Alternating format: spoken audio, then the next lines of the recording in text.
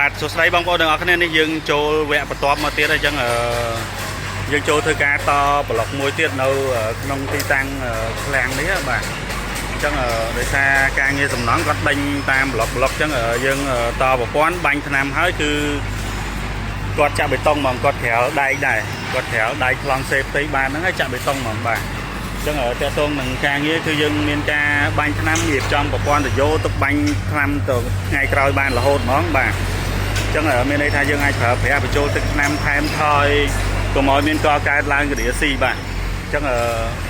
ទីតាំងទាំងមូលគឺទាំងអស់នេះបាទអញ្ចឹងកន្លែងនេះយើងធ្វើហើយទីតាំង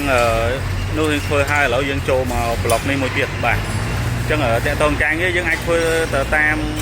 ការងារសំណង់បានអញ្ចឹងវាអត់មានប៉ះពាល់គ្នាគឺតាន់ពេលរហូតតែម្ដងអញ្ចឹងបងប្អូនមានតម្រូវការទាក់ទងនឹងសេវាកម្មរៀបចំប្រព័ន្ធការពារសក្តិទុកមុនបងប្អូនអាចធ្វើការតំណងបានណាបាទសូមអរគុណ